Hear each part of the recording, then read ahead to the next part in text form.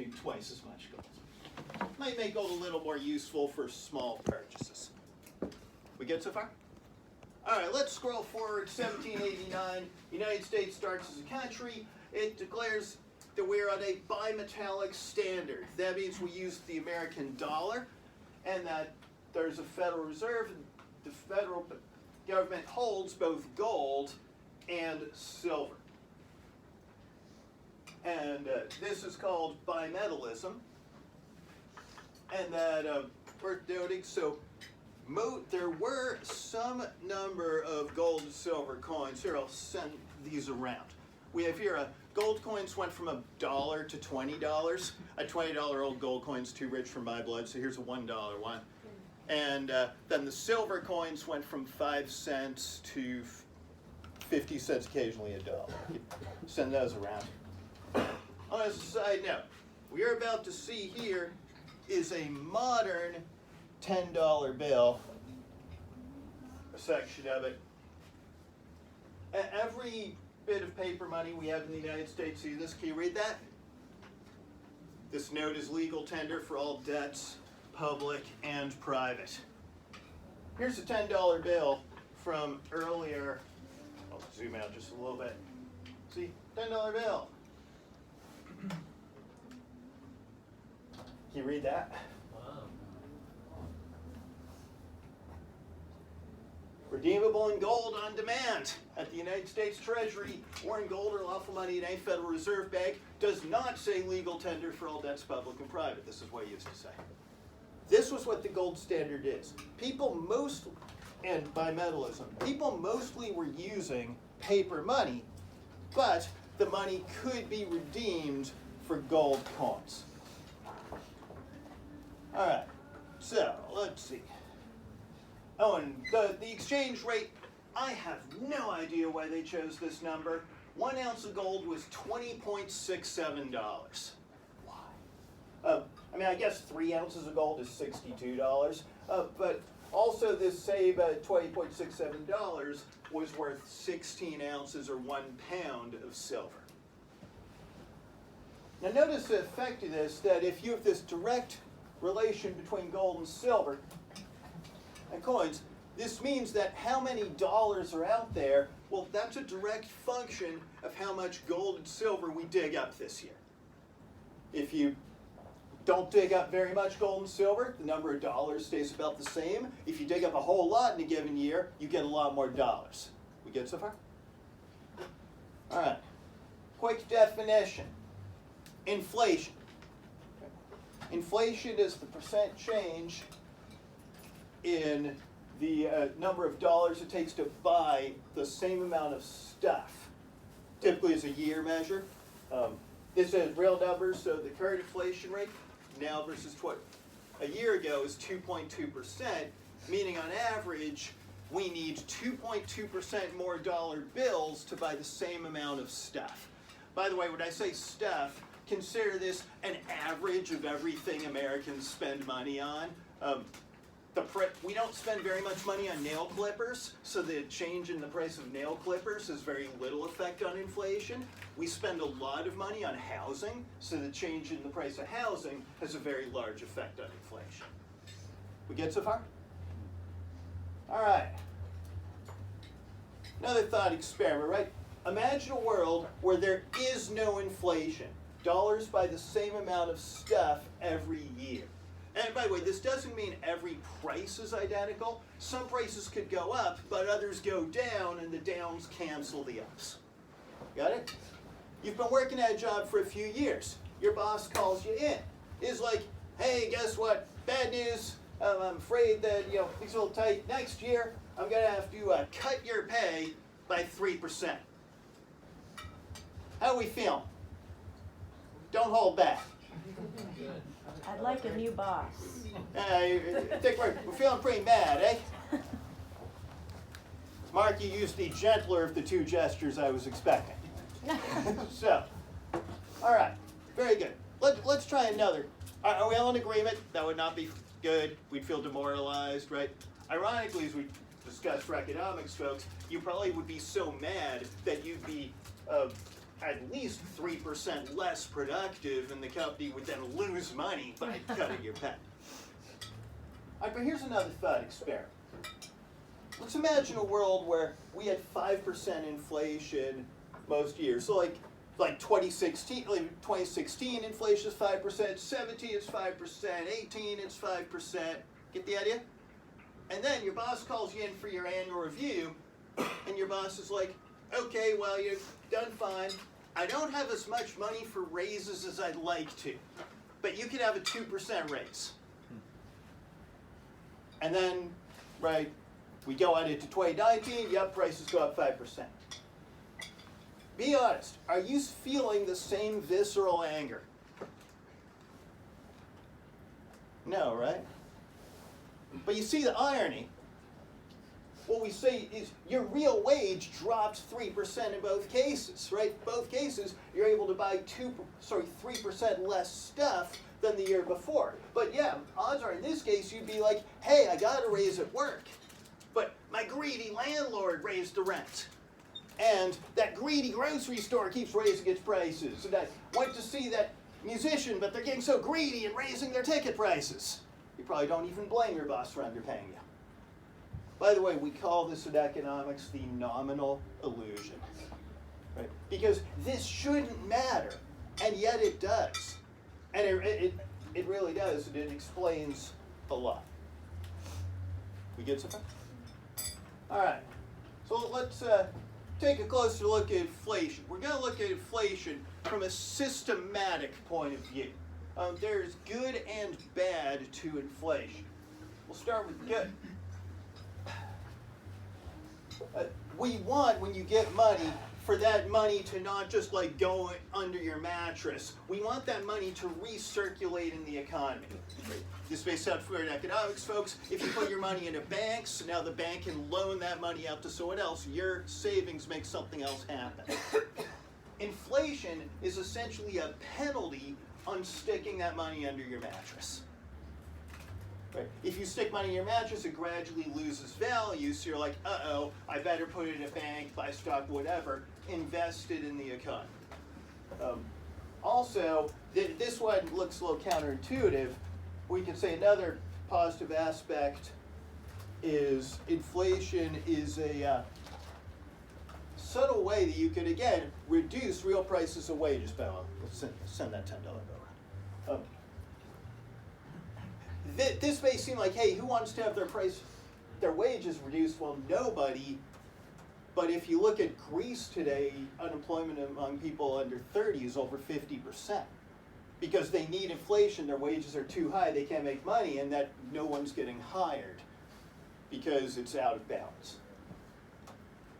But there are bad sides to inflation systematically as well. Inflation causes future uncertainty. If you make a modest investment, where you make it a 4-5% rate of return, if inflation is very low and predictable, it's worth doing. If you're worried that there's going to be a wave of inflation, you're wiped out, it makes a lot less sense. Also, there's what is truly scary called hyperinflation. Probably the most famous case was the German Weimar Republic, circa 1923, where you had to bring a wheelbarrow of money to buy a loaf of bread. We saw this in Russia in the early 90s. Saw it in Mozambique, in Zimbabwe, about a decade ago. Hyperinflation is where, again, imagine if suddenly $1,000 bought a candy bar. Wipes out wealth on a large scale, money flees the country, the economy melts down, bad stuff. But there's another dimension to inflation beyond the systematic look. And that's that inflation has winners and losers in a zero-sum game. Here's an example of winners. Right? You see, you borrow a bunch of money, then there's inflation, and now you have to work a lot less to pay back your debt. Personal example here, actually my father. We had a lot of inflation in the United States in the 1970s. My father bought a house in 1973 for $50,000. Now, between 1973 and 1980, prices had doubled, wages had doubled because of inflation. Real wages stayed the same. We good so far? does this. He gets a 40,000. So he sells the $50,000 house for 100,000. Again, prices had doubled, wages had doubled. The 100,000 is worth the same as the 50,000. But the mortgage for 40,000 stays 40,000. So in other words, when he buys it, he owes the bank 40. He really owns 10,000 or 20% of the house. When he sells it, he gets 100,000, still owes the bank 40, owns 60,000 or 60% of the house. His share of ownership tripled, not because he bought in the right community, not because this was a great investment, just because of inflation. And this wasn't just my father. This was everybody who bought a house in the late 60s through the early 70s. Generation lucky, I call them. Mostly people who are in their 70s these days. There were losers though, right? The ones who loaned out the money, then there was inflation, and now that money's worth a lot less, was paid back. Maybe where that the big financial sector meltdown of a decade ago was the third major crisis in banking in the 20th century. The first being in the Great Depression, but this other one was the savings and loan crisis of the 80s, which was a slow burn and saw, for 7 or 8 years, banks failing, very costly failures. This was also the case. They hadn't done anything stupid or anything wrong. They just loaned a bunch of money, and now what they were paid back was worth a lot less. You get so far? No, we can flip this, and the reverse happens, right? You borrow money, but then inflation drops or there's deflation. Now it's a lot more painful to pay back. Conversely, if you loan money and then there's deflation, you're really happy. What you're paid back gets you a lot more. So far? Well, that was the United States in the last 3 decades of the 19th century. There was regular deflation every year, averaging 1% to 2%. So farmers would borrow money, figuring I could sell crops, get paid back, but now they're being paid fewer dollars for their crops. And the debt is more and more painful. On the other hand, it was a great time to be a banker. Do note that really this refers more to the change in the inflation rate than the inflation rate itself. We're worried about the inflation going up or down. All right, so back to bimetallism. Some dollars are backed by gold, other dollars are backed by silver. We get so far? Theoretically, you might say that that's sort of like equivalent to if all dollars were backed by gold, exchangeable for gold, only there were more golds, right? But there are a couple differences between a gold standard with more gold and bimetallism. On the one hand, right, if you're a silver producer, obviously you like it. You have a guaranteed market. And also in East Asia, gold was valuable, like gems are valuable, but they didn't really use gold coins. They wanted silver. American merchants who went to Asia for a lot of the 19th century would have to get other, like European or South American silver coins to use in the Asia trade. You hand a gold coin, like, what am I supposed to do with this? But there's a downside as well. So, notice how we said before, $20.67 was an ounce of gold or a pound of silver, 16 ounces silver. Okay? That means that the United States has locked in an exchange rate between gold and silver. That 1 ounce of gold will equal 16 ounces silver in the United States, regardless of what the rest of the world thinks. Thought experiment time. This one is so obvious and easy, you're probably like, nah, that's too obvious. Right? Imagine, right? If the silver in a quarter is worth 30 cents, how do you make yourself rich, or at least how do you make yourself an instant 5 cents?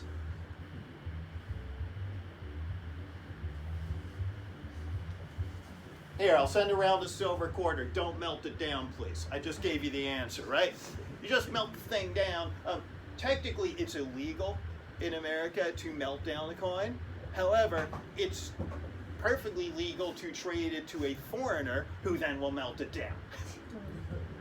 Right, in their own country, they're not going to go arrest you or send that out. Let's try this one. I know there's at least one Canadian in the house, right? So here we are, right? So if the United States, again, we've locked an ounce of gold equals 16 ounces of silver. Let's say that the rest of the world thinks an ounce of gold really, right, thinks the gold is a little more valuable, silver a little less. So now an ounce of gold is worth 17 ounces of silver everywhere else in the world. If you're a clever Canadian, what do? Yeah.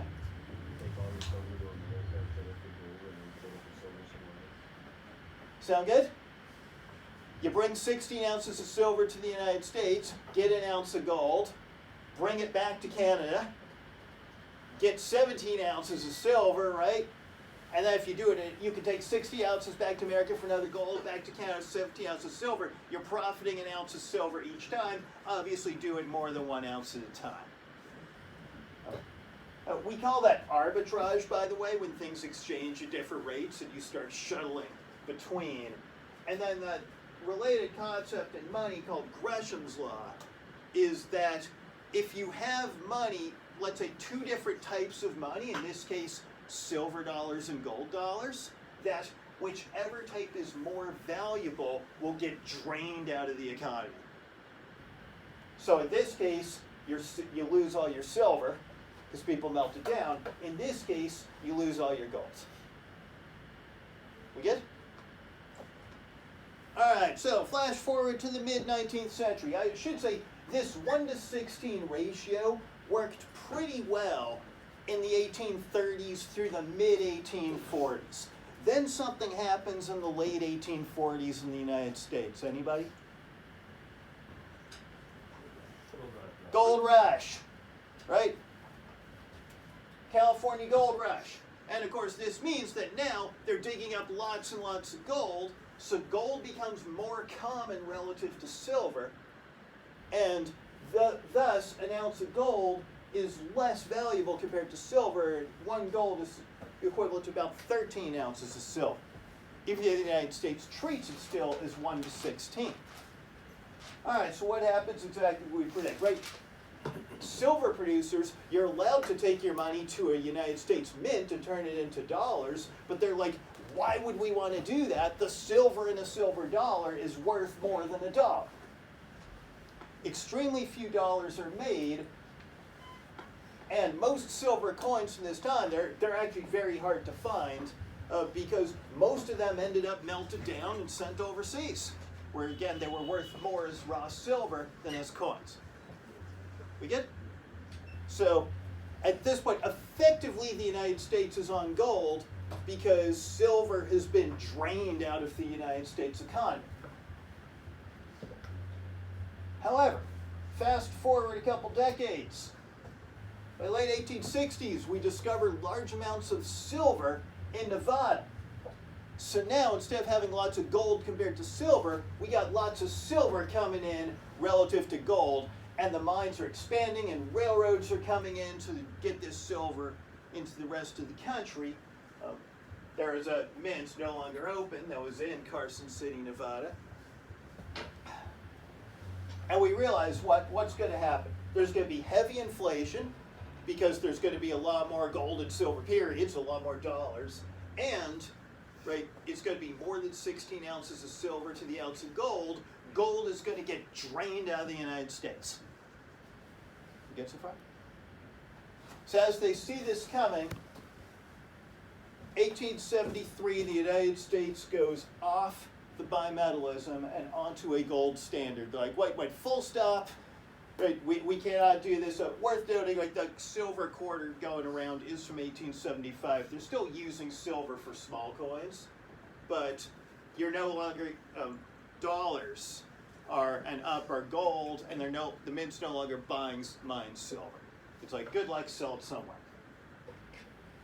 However, little reminder, right? Silver bimetallism has a couple advantages. if you're a silver producer, it makes you happy. Believe it or not, in the 1870s and 80s, while most of the United States was electing Democrats and Republicans, Nevada was sending to the Senate members of the Silver Party. But also, you recall the other people who really wanted there to be silver coins?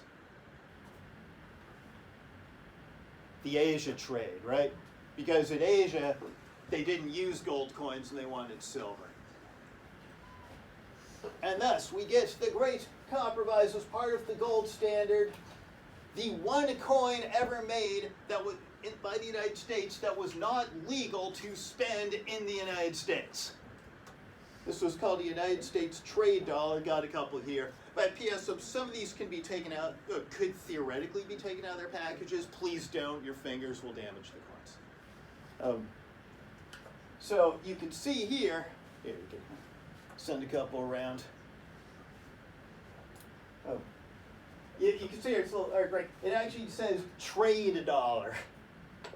And it's a little hard to read. It tells you the weight and the purity of the silver right there on the coin, because this was not spendable in the United States, but it was meant to be exported to Asia.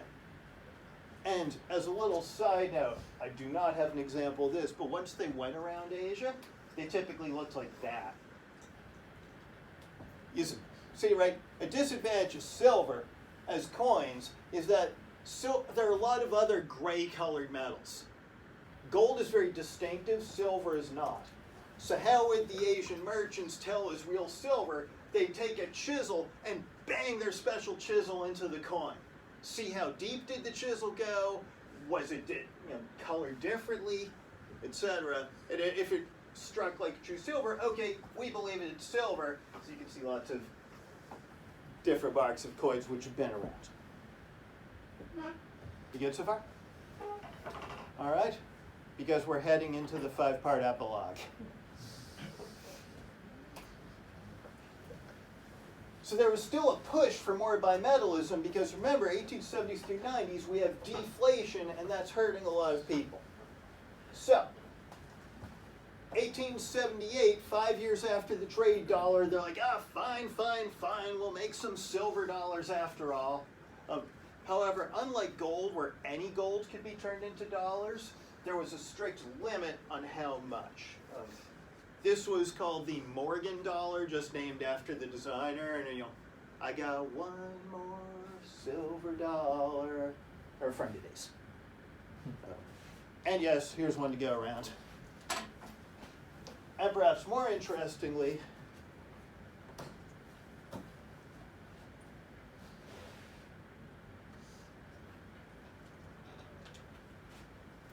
looks kind of like a normal dollar bill. This was an early 20th century, but same idea.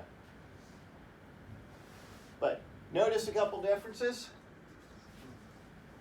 Can you see that? One silver dollar. And up at the top, they're a little washed out. Silver certificate.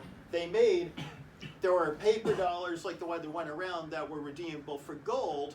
This was a paper dollar that was specifically redeemable for a silver dollar.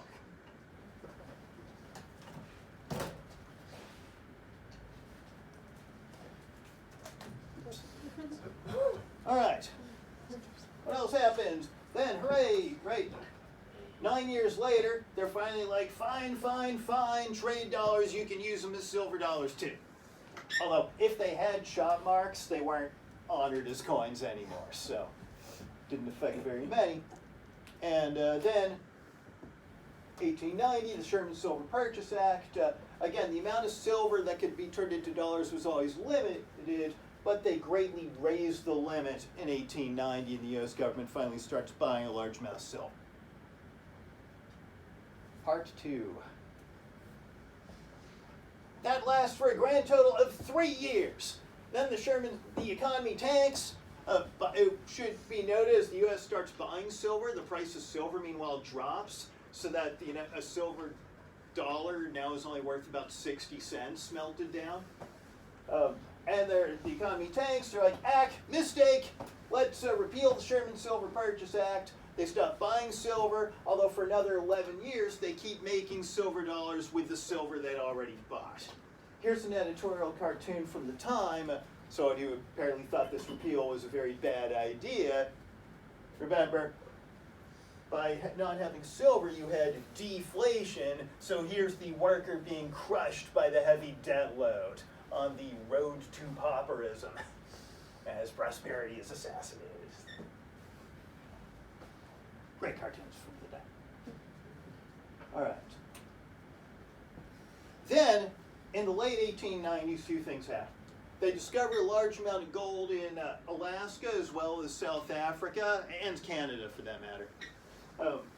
And more importantly, they find a new way to extract gold. A new mining process involving some chemicals which let you get gold, like very tiny gold flakes that you'd miss by just looking for nuggets in a pan.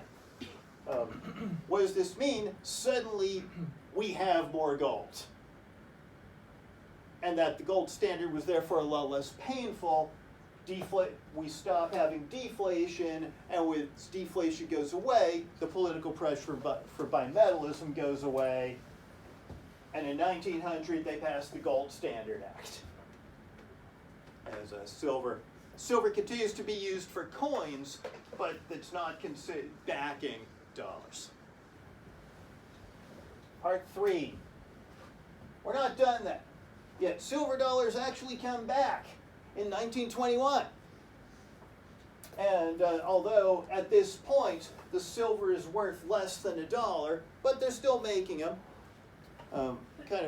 This lasts until 1935. My favorite part about these coins, it says peace. Right? The war to end all wars had just ended a few years ago. And they're like, we have a new status of peace. They are literally called peace dollars.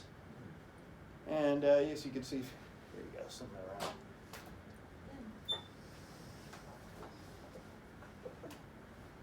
So, 1957, the silver certificates go away. They're still usable, but the U.S. government stops making them. 1965 is the big one. If you look through your change, you almost never find anything pre-1965. Dimes and quarters, which have been silver, go from silver to the modern metal, which is essentially a copper-nickel composite, worth very, very little as metal. Half dollars actually still have some silver, but it goes to a lot less. And silver certificates can no longer be redeemed. They're still worth $1, but you can't get a silver dollar for them. And the final coup de grace, in 1971, the half dollars go away, and then we get dollar coins, which are again made from that copper-nickel composite, the Eisenhower dollar. Some of those around.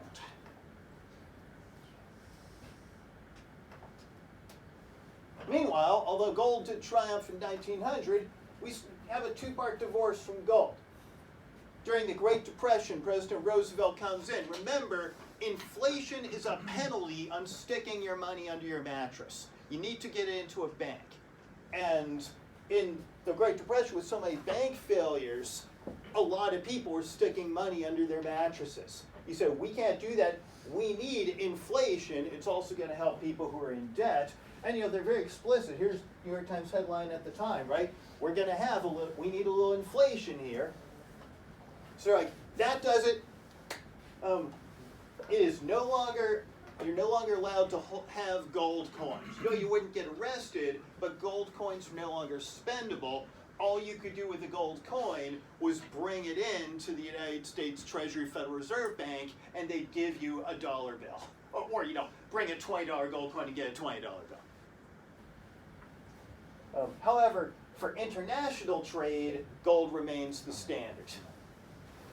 In fact, 1944, as the free world is hashing out what the post-war economy is going to look like, this is in the Mount Washington Hotel, which is still there in Bretton Woods, New Hampshire. It's called the Bretton Woods Agreement. Yes, I plan to make a pilgrimage this coming summer. that let's say England actually was under their John Maynard Keynes was like, whoa, hey, it's like we have very little gold because y'all sucked us dry while we were desperately trying to hold off Hitler alone for 2 years. And we were like, yeah, that nice try. We sucked you dry of gold. We're going to make gold the standard still so that, put that gold to good use. This lasts until, familiar year, eh? Quick flashback. Oh, look, 1971. President Nixon pulls the United States out of the Bretton Woods Agreement, says, all right, that's it, dollars. Americans couldn't exchange it for gold. Now foreign countries cannot exchange their dollars for gold either. A dollar is a dollar because we said so, and if you think it's worth more or less, that's fine. The markets will sort that out. You can see, this is a little hard to read, you can see why this is happening. This blue line here is the amount of gold the United States has, and then this red line is the amount of official liabilities of countries who are like, here are some dollars we have, give us your gold. And you can see that by the late 60s, these two are about equal. If foreign countries say, give us your gold, they clean the United States out. And mostly because oil is about to get a lot more expensive, they sense that the amount of dollars out there is going to become a whole lot more. And we just don't have the gold to match that. So let's say preempting a disaster, the United States pulls out. And yet, and the dollar's totally separate. There is a little postscript though, which is that 15 years after that, the United States starts making gold and silver, quote, bullion coins, which are essentially the United States going, this is an ounce of gold, we're going to vouch for its purity, or this is an ounce of silver, we're going to vouch for its purity. The coins generally are not spent, in part because like the silver one is officially $1, an ounce of silver today is about $14. So we got one of these we'll send around. Similarly, the gold one, got a Canadian one up there, same deal. An ounce of gold these days is about $1,200. Officially, it's a $50 coin. So you never spend it, but it's the government saying, this is really gold or this is really silver. Here's how much it weighs, which, by the way, does that sound familiar? Those are the first coins, right? Times single basis. Here it's the metal, and here's how much it weighs. All right, so, few conclusions. Bimetallism failed. It was never going to work. You would drain the economy of the more valuable metal. But perhaps, initially the United States was a shockingly poor country with very little of either. So they probably needed all the precious metal they could. It was probably a good idea for the time. Similarly, the gold standard was a failure. You don't want the number of dollars. Sorry, take the semester-long macroeconomic monetary policy class for more details. Oops, we don't have one. But suffice it to say that you don't want the number of dollars to go up or down depending on if you discover more gold that year. You want to be able to manage the economy, have the have the inflation rate be what you think it should be, and be within certain parameters. And that means that you really need control over dollars, which means not gold. But again, in 1795, when the United States was 6 years old, I don't think anyone would have wanted a trust us dollar. You needed it to be backed by gold at the time. Right, we call them precious metals. Why were they precious? Remember, this was the flow of money. The emperor said, I want gold or I want silver, and they did that to pay their army. And ultimately, this was a means to an end, and the end was people providing goods and services to the army. That government recognition is what gave gold and silver their value, and ultimately that alone was enough to be our basis for our money today. A couple of postscripts. Most people are unaware of this. Ironically, gold production has gone way up, despite it not being money. We're, again, just better at mining it. But we currently produce about 10 times as much gold per year as was produced during the California gold rush. And silver has become a lot cheaper relative to gold, showing that that 16-to-1 ratio, what a disaster that would have been. It's currently around 80-to-1. 80 ounces of silver, 1 ounce gold. But as you see, the wild fluctuations, there's no rate you could have chosen where you'd be anywhere near safe for a silver gold exchange rate. Oh yeah, I think I promised you all souvenirs. Let's talk souvenirs you get. Hey, you can send these around. First, you get the first form of money, cowrie shells. Take one and pass. These were the first coins. In fact, the first metal coins, which were in China, were metal castings of cowrie shells. The problem with cowrie shells was they were ridiculously rare in some places, where again, inland, you could get a cow for one of these. Don't try that these days. But if you were in a coastal area where these things were growing, you'd have a whole basket of them to be worth anything. And of course, one person could show up with a bag of cowrie shells and totally disrupt the economy. All right. The conquistadors apparently were really disappointed when they cracked open the treasure of the Aztecs and they found it full of cacao beans. Quick note, these are not roasted. It's not poisonous, but it'll taste pretty disgusting, so don't eat it. But just as other places use cowrie shells, they use cacao beans. Kind of works because cacao trees were rare and cultivated, so they could keep control over their money supply. And finally, I bet you thought it was too expensive for you, we have here Eisenhower Dollars. Yes, it is worth $1. You can spend it. I actually think I paid about $1.10 for these on eBay. But you'll notice that these are the same size and weight as the silver dollars that were going around. But they did that deliberately. The problem was they're like, isn't this cool? We have dollar coins. They're just like the old silver dollars. Americans are like, oh, it sucks. It's too big. And then they sort of faded into obscurity pretty quick. All right. That's all I got. Thank you.